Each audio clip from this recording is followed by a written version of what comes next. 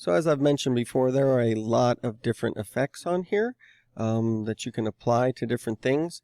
I'm going to go ahead and go to my master and put this composition on here so that I can really see what's happening to this one bug. Okay, so by dropping it on here, now I can do things like scale it or change its color and do all sorts of things to it, which is what I want to do, have just one thing and apply some effects to it.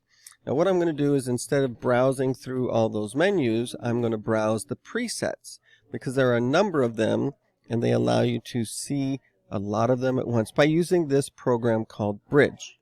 So Bridge has a lot of different effects on them. Let's just start off with transitions, for example. So I'm going to go into this folder, and there are a lot of transitions, and instead of, like in Premiere, we had to add them to see what they would do, there's previews. So I can click on this and I can either press play or just the space bar, and it will play what that looks like. If you like the effect, you can double click whatever you're on in After Effects, it will apply that for you. So you can see that it applied the card wipe to our composition. It's a transition, so it's like not there and then it is there. If I press U on my keyboard, I can see keyframes that can be adjusted. If I want the transition to happen more quickly, I can move them together. Now notice that this effect is not just one effect, it's two of them that are stacked up. So controlling these is possible, but it can get rather complex sometimes. And the problem is that some of these you can't go back and just delete them and the effect goes away.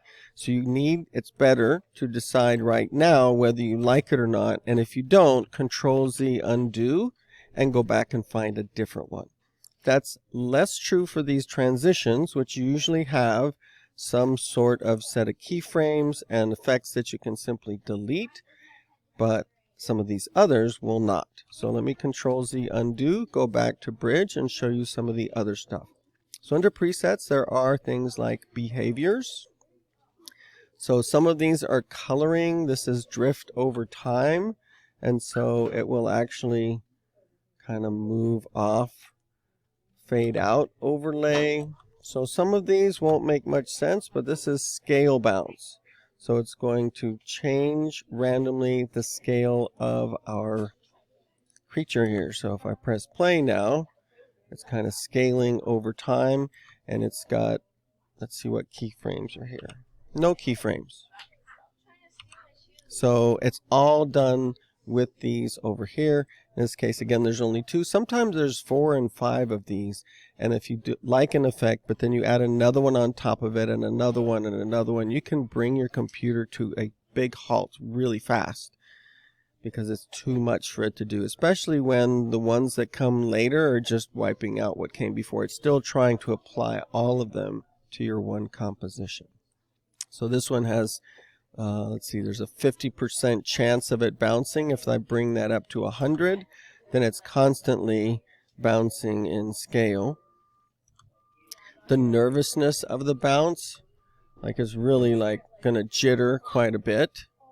And if my largest scale is really just a little bit larger, it will bounce in scale some. No, looks like, oh, target scale.